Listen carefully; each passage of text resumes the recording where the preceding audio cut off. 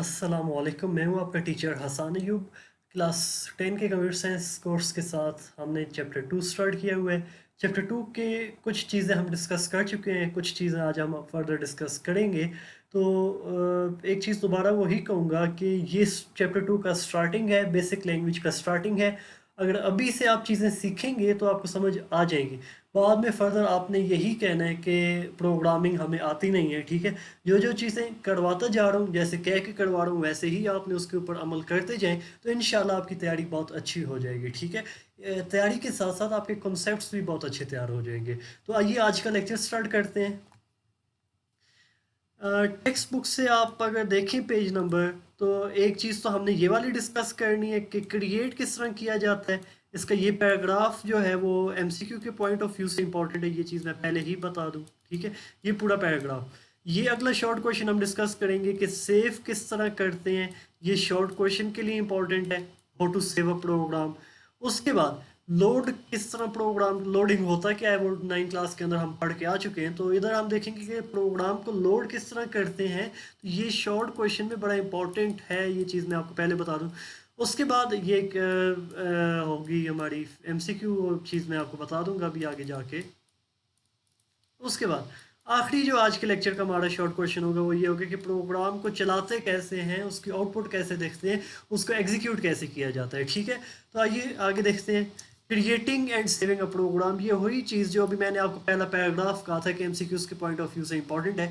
तो वो पॉइंट की शेप में आप पढ़ें तो आपके लिए पढ़ना याद करना आसान होगा, और एग्जामिनर के लिए वो चीज़ समझना आसान है। और एक चीज़ बता दूं कि एग्जामिनर को जो चीज़ या पेपर देख के आसानी से उसको आइडिया हो जाए कि हाँ जी ये इधर ये लिखा है, ये लिखा है, ये लिखा है, तो वहाँ पे मार्क्स ज़्यादा देता है एज़ कम्पेयर टू के उसको चीज़ समझ नहीं आ रही कि ये बच्चे ने क्या चीज़ डिलीवर की है। The program is a file that contains specific instructions or statements for a computer। ये प्रोग्राम चैप्टर 1 के अंदर भी हमने पढ़ा है कि एक फाइल होती है जिसके अंदर कंप्यूटर के लिए इंस्ट्रक्शंस लिखी होती है। कंप्यूटर उन इंस्ट्रक्शंस को फॉलो करता है, जो भी टास्क या एक्शन परफॉर्म करना होगा वो टास्क परफॉर्म करने लग पड़ेगा, ठीक है। अब वो इंस्ट्रक्शंस किस फॉर्मेट के अंदर किस तरह लिखी होती हैं वो चीज़ अभी हम आगे डिस्कस करेंगे। In GW BASIC program format of a line is line number statements. इसका क्या मतलब है? लाइन नंबर का ये मतलब है कि 10, सॉरी 10 उसके बाद स्टेटमेंट, 20 उसके बाद स्टेटमेंट, 30 उसके बाद स्टेटमेंट, 40 उसके बाद स्टेटमेंट, ठीक है। लाइन नंबर का ये मतलब है कि लाइन पहले आ जाएगी, उसके बाद जो भी आपकी इंस्ट्रक्शन या स्टेटमेंट होगी वो आप लिख देंगे, ठीक है। उसके बाद क्या कहता है? Line number is an unsigned integer. Unsigned का मतलब है कि ये हमेशा जो है ना वो ज़ीरो से लेके आप कह लें अप टू जितना भी आपकी रेंज चल जा सकती है 65F29 तक, इतने आपके प्रोग्राम के अंदर लाइंस हो सकती हैं, ठीक है। अब क्या चीज़ नहीं हो सकती? आप -10 लिखेंगे वो प्रोग्राम एक्सेप्ट नहीं करेगा, सिंटैक्स एरर जनरेट करेगा, ठीक है। इस चीज़ का ख्याल रखिएगा। A GW basic program line can not have more than 25 characters. एक लाइन के अंदर, एक स्टेटमेंट के अंदर, मतलब अब ये लिखा है ना इधर मैंने, फॉर इंस्टेंस मैंने इधर कह दिया कि प्रिंट क्लास 10, ठीक है। अब इसके अंदर कितने कैरेक्टर्स हैं? 1 2 3 4 5 6 7 8 9 10 11 12 13 14, 14 इस लाइन के अंदर करेक्टर्स हैं, ठीक है। और ये क्या कह रहा है कि मैक्सिमम कितने हो सकते हैं? 255 करेक्टर्स। और इसमें ये जो कॉमा लगाते हैं आप, या ये जो इन्वर्टेड कॉमा लगाते हैं, या आप स्लैश लगाते हैं, या इवन फुल स्टॉप भी लगाते हैं, तो वो सारे के सारे करेक्टर्स इंक्लूड होते हैं, इस चीज़ का ख्याल रखिएगा। उसके बाद वही पैराग्राफ आगे चल रहा है।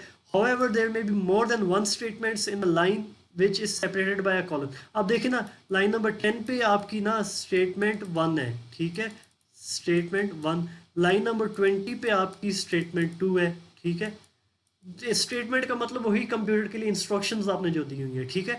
अब इधर क्या क्या रहा है फर्दर कि आप एक ही लाइन पे, मतलब लाइन नंबर 10 लिखा है, आप कर सकते हैं स्टेटमेंट 1 कॉलन लगा के ना आप आगे कह दें कि अब स्टेटमेंट 2 लिखूंगा, ठीक है। मतलब एक ही लाइन पे आप दो स्टेटमेंट्स लिख सकते हैं, मगर उसके लिए ये वाला जो कॉलन होता है ना दो स्टेटमेंट्स के दरमियान लगाना नेसेसरी है, इंपॉर्टेंट है, लाजमी है, ठीक है। उसके बाद the program statements are executed depending on the line numbers in ascending order. अब इसका क्या मतलब है वो चीज़ समझे। आपने 10, 20, 40, 50, 30 लाइंस जो आपने लिखी थी ना इंस्ट्रक्शंस, उनका ऑर्डर आपने ये रख दिया था। अब जो प्रोग्राम या वो ट्रांसलेटर इसको चेंज करेगा ना, ट्रांसलेट करेगा, तो वो इसको असेंडिंग ऑर्डर में करेगा। असेंडिंग का क्या मतलब है कि पहले नंबर पे ये एग्जीक्यूट होगी, दूसरे नंबर पे ये एग्जीक्यूट होगी। अब 20 के बाद क्या आता है 30, तो इस वजह से तीसरे नंबर पे ये वाली स्टेटमेंट एग्जीक्यूट होगी। 30 के बाद क्या आता है 40, तो फोर्थ नंबर पे ये, और आखिरी पे जो सबसे लार्जेस्ट लाइन नंबर होगी सबसे आखिर पे वो चीज़ एग्जीक्यूट होगी। ठीक है। Reuse of an existing line number causes all the information contained in the original line to be lost। अब देखिए 10 पे मैंने किया था प्रिंट क्लास 10, ठीक है। 20 पे मैंने कुछ लिख दिया, 30 पे मैंने कुछ लिख दिया। अब गलती से ना नीचे मैंने 10 लिख दिया और इधर मैं क्या कहता हूँ प्रिंट जीनियस, ठीक है। अब इधर क्या क्या रहा है कि जब आपने लाइन नंबर को रीयूज किया ना, आप देखिए ऊपर भी लिखा हुआ था, नीचे मैंने दोबारा लिख दिया, तो जीनियस लिखा है, तो वो जो ओरिजिनल लाइन नंबर थी ना हमारी ये वाली डिलीट हो जाती है। ठीक है। तो जो नीचे आप लाइन नंबर लिखते हैं ना, वो प्रोग्राम उसको आगे लेके चलता है। ठीक है। उम्मीद है कि आपको ये चीज़ समझ आई होगी। उसके बाद कि प्रोग्राम को सेव किस तरह किया जाता है, इंपॉर्टेंट शॉर्ट क्वेश्चन है। ये चीज़ मैं आपको पहले बता रहा हूँ, मार्क कर लें बुक के ऊपर भी। ठीक है। स्टेप्स है to save a file in GW basic the following procedure is use. अक्सर बच्चे जब आंसर क्वेश्चन आता है या हम सुनते हैं तो वो बच्चे इधर से स्टार्ट कर देते हैं, तो वहाँ पे मार्क्स कटते हैं। तो ये चीज़ भी आपने साथ ही लिखनी होती है, क्वेश्चन का हिस्सा होता है। ठीक है। कि फाइल को सेव करने के लिए हम फलां या ये वाला प्रोसीजर को अडॉप्ट करते हैं। ठीक है। वो आप एक 10 सेकंड के अंदर ये लाइन लिखेंगे तो आपके हाथों को तकलीफ नहीं होती ज़्यादा। ठीक है। लिखा करें ये चीज़। आगे क्या कह रहा है, प्रेस द F4 की और टाइप सेव कमांड। ये आपकी ना कीबोर्ड के ऊपर जो फंक्शन की होती है F4, आपने सिंपली या तो उसको की प्रेस करना है या आपने कीबोर्ड से ना SAVE बकायदा टाइप करना है। ठीक है। जब आपने सेव टाइप कर लिया है ना, तो फिर इन्वर्टेड कोमा के अंदर आपने उस फाइल का नाम रखना है, जो भी आप उस फाइल का नाम देना चाहते हैं। ठीक है। ये type of valid name in course ये वाले इन्वर्टेड कोमा को कहते हैं। ये चीज़ मैंने बता दी है। For program and press enter key, जब ये आपने लिख लिया है इन्वर्टेड कोमा आपने क्लोज किया, तो एंटर की प्रेस कर देनी। जैसे ही एंटर की प्रेस करेंगे वो फाइल आपकी हार्ड डिस्क के ऊपर सेकेंडरी स्टोरेज के ऊपर उस नाम से सेव हो चुकी है। ठीक है। अब इधर मैं कहता हूँ कि सम डॉट बेस नाम से सेव की थी, तो अब मेरे कंप्यूटर के ऊपर सम डॉट बेसिक की शॉर्ट फॉर्म है, तो इससे मेरे कंप्यूटर के ऊपर एक फाइल सेव हो चुकी है। ठीक है। उसके बाद लोडिंग से क्या मुराद है ये चीज़ देख लें। अब आपकी एक चीज़ होती है हार्ड डिस्क और दूसरी चीज़ होती है आपकी रैम। ठीक है। अब जब आप हार्ड डिस्क से चीज़ को पिक करके कैरी करके रैम के अंदर लेके आते हैं ताकि आपका प्रोसेसर उसके ऊपर कुछ एक्शन परफॉर्म करे, तो उसको हम क्या कहते हैं कि ये लोडिंग परफॉर्म हो रही है। ठीक है। Loading the program refers to bring it into memory from secondary storage. Secondary ये हार्ड डिस्क होती है, such as hard disk, so it can be use, ताकि हम इसको लोड करके इधर लेके तब आते हैं रैम के अंदर। क्योंकि आप देखें ना 9th क्लास के अंदर ये चीज़ आप पढ़ के आ चुके हैं कि आपका जो CPU होता है ना, वो डायरेक्ट लिंक होता है, कनेक्टेड होता है रैम के साथ या प्राइमरी मेमोरी जो भी होगी। ठीक है। तो अब जब आपके प्रोसेसर को कोई चीज़ चाहिए तो वो हार्ड डिस्क से रैम के अंदर मंगवाएगा, उसके बाद उसको यूज़ कर लेगा। ठीक है। उसके बाद अगला ये भी इंपॉर्टेंट शॉर्ट क्वेश्चन है, मार्क कर लें।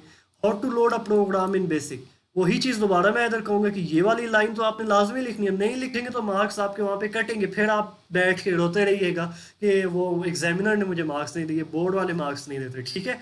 तो आइए इसका भी आंसर देखें आप कि प्रेस द, एक और चीज़ बता दूं, ये थोड़े ट्रिकी क्वेश्चन है। ट्रिकी ये है कि आप शॉर्टकट की देखें, सेव के लिए F4 है, इधर F3 है, इतना फ़र्क नहीं है, तो बच्चे कंफ्यूज हो जाते हैं। MCQ में ये चीज़ें आती हैं कि save which of the following shortcut key is use to save a program, which of the following shortcut key is use to load a program. ठीक है। तो आपने कंफ्यूज नहीं होना, इस चीज़ को अच्छे से याद करना, आपने इस चीज़ का ख्याल रखिएगा। To load a saved program in GW basic follow the following rules, या इधर आप स्टेप्स कह दें कोई फ़र्क नहीं पड़ेगा। ठीक है। अब क्या कह रहा है कि जब भी आपने प्रोग्राम को लोड करना है तो उसके लिए आप ये स्टेप्स परफॉर्म करेंगे। वो स्टेप्स क्या हैं वो देखें। प्रेस F3 की और टाइप लोड कमांड वही चीज़ कि या तो आप F3 की प्रेस करें या आप कीबोर्ड से क्या लिखें LOAD, ठीक है। उसके बाद जो आपने फाइल सेव की हुई है ना, तो उसका नाम आपने लिख देना, जो भी आपका नाम आपने सेव किया हुआ है जिस नाम से, ठीक है। जब मैं लोड या F3 की प्रेस करके इन्वर्टेड कॉमा के अंदर वो फाइल का नाम लिखूंगा ना, एंटर प्रेस करूंगा, तो वो मेरी फाइल हार्ड डिस्क से पिक होके कहाँ पे आ जाएगी, मेरी प्राइमरी मेमोरी या रैम के अंदर, ठीक है। वो आगे क्या करें, type the name of the existing file, वो लिख दिया, उसके बाद एंटर प्रेस आपने कर दिया। The file is loaded into memory, memory के अंदर क्या मतलब है, रैम, ठीक है। And it is ready to list, अब मतलब उसको आपने पूरे के पूरे प्रोग्राम को देख सकते हैं, उसके अंदर कुछ चेंजिंग करनी है, उसको आउटपुट आपने देखनी है तो वो आप आउटपुट देख सकते हैं, मतलब जो भी आप उसके ऊपर एक्शन परफॉर्म करना चाहें ना, वो आप परफॉर्म कर सकते हैं, ठीक है। उसके बाद क्या कहते हैं, अगला क्वेश्चन इंपॉर्टेंट शॉर्ट क्वेश्चन, आज का पूरा जो लेक्चर है ना हमारा, ये एमसीक्यू शॉर्ट क्वेश्चंस के पॉइंट ऑफ व्यू से बड़ा ही इंपॉर्टेंट है, इस चीज़ का आपने ख्याल रखना है। और इसके बाद देखें एग्जीक्यूशन ऑफ द प्रोग्राम से क्या मुराद है। एग्जीक्यूट का मतलब है कि जो आपने प्रोग्राम लिखा हुआ है ना, उसकी आउटपुट देखनी है आपने कि इसका रिजल्ट क्या आएगा, जिस मकसद के लिए आपने लिखा है प्रोग्राम या इंस्ट्रक्शंस, वो मकसद पूरा हो भी रहा है कि नहीं हो रहा, ठीक है। Execution of the program refers to carrying out instructions of the program, मतलब जो आपने इंस्ट्रक्शंस लिखी हैं उनका रिजल्ट देखना होता है, आपने उसकी आउटपुट देखनी होती है। The program must be loaded into memory before execution. ये चीज़ याद रखनी है कि जब भी आपने प्रोग्राम को एग्जीक्यूट करना, उसकी आउटपुट देखनी है, तो उसके लिए पहली चीज़ क्या रिक्वायर्ड है कि वो आपकी रैम के अंदर, प्राइमरी मेमोरी के अंदर मौजूद होना चाहिए, लोडेड होना चाहिए। लोडेड नहीं है तो आप लाख कोशिश कर लें, वो एग्जीक्यूट ही नहीं होगा, वो आपको आउटपुट ही शो नहीं करेगा, ठीक है। उसके बाद अगला short question important again, how to execute, मतलब एग्जीक्यूशन तो पता चल गई आपको कि आउटपुट देखना होता है, तो ये आउटपुट आप देखते कैसे, एक प्रोग्राम आपके सामने लिखा हुआ है तो उसकी आउटपुट आप कैसे देखेंगे, ये चीज़ हम डिस्कस करेंगे। To execute a program first loaded it by typing the load command और प्रेसिंग F3 की। अब पहले स्टेप एग्जीक्यूट करने के लिए पहला स्टेप क्या करना, आपने उस प्रोग्राम को लोड करना है मेमोरी के अंदर, ठीक है। वो आप या तो लोड कमांड बाकायदा लिखें, ठीक है, या आप F3 की प्रेस कर लें, आपकी मर्जी है, जो भी आप एक्शन परफॉर्म करना चाहिए। जब आपने उसको लोड कर लिया है ना, तो आपने फिर क्या करना है, F2 की प्रेस करनी है, रन, या आप रन लिखें। ये लास्ट टाइम जब मैंने डायरेक्ट मोड आपको करके दिखाया था, तो तब मैंने रन लिखा था, वहाँ पे आपको याद होना चाहिए, ठीक है। तो जब आप रन लिख के एंटर प्रेस करते हैं तो नीचे उसकी आउटपुट शो होने लग पड़ती है, ठीक है। अब ये शॉर्ट क्वेश्चन में आती है कि रन के लिए F2 है, लोड के लिए F3 है, सेव के लिए F4 है, ठीक है। तो इन चीज़ों का ख्याल रखिएगा। आगे देखें एक्सटेंशन क्या चीज़ होती है। सबसे पहले तो ये चीज़ आपको पता होनी चाहिए। अब जो भी फाइल आपके कंप्यूटर पे होती है ना, ठीक है, अब ये देख लें आप, अगर MS वर्ड के जो डॉक्यूमेंट्स होते हैं, ठीक है, उसके आखिर पे क्या एक्सटेंशन होती है, .docx। आपके कंप्यूटर के ऊपर जो भी जिस मतलब नाम लिखा हुआ है डॉट के बाद जिसके आखिर पे भी ये आएगी ना, .docs या .docx, तो वो उसको ना आंखें बंद करके MS वर्ड के अंदर ओपन कर देगा, ठीक है। या आपके कंप्यूटर के जो भी फाइल पड़ी हुई है उसके आखिर पे अगर MP4 है ना, तो वो इस VLC प्लेयर के अंदर ओपन कर देगा, ठीक है। तो अब जो आपकी बेसिक प्रोग्राम आपने बनाया होता है, GW बेसिक के अंदर प्रोग्राम लिखा होता है, तो उसकी एक्सटेंशन क्या होती है, .bas। ये मैं आपको दोबारा बता दूं, मोस्ट इम्पॉर्टेंट MCQ है, ठीक है, इस चीज़ का ख्याल रखिएगा। उम्मीद है कि आज का लेक्चर आपको समझ आ चुका होगा। जैसे कि मैंने पहले बता दिया था कि आज का लेक्चर मोस्ट इंपॉर्टेंट है बोर्ड के पॉइंट ऑफ व्यू से, ठीक है। तो इसको समझिएगा, कोई क्वेश्चन हो तो कमेंट सेक्शन के अंदर लाजमी कमेंट कीजिएगा, कोई फीडबैक हो तो वो कमेंट सेक्शन के अंदर लाजमी बताइएगा। अगर आपको लेक्चर समझ आ रहे हैं, अच्छे लगते हैं, तो अपने कोलीग्स के साथ, अपने स्कूल फेलोज़ के साथ, अपने एकेडमी फेलोज़ के साथ इनको लाजमी शेयर कीजिएगा। अगले लेक्चर तक के लिए अल्लाह हाफिज़, अपना ख्याल रखिएगा।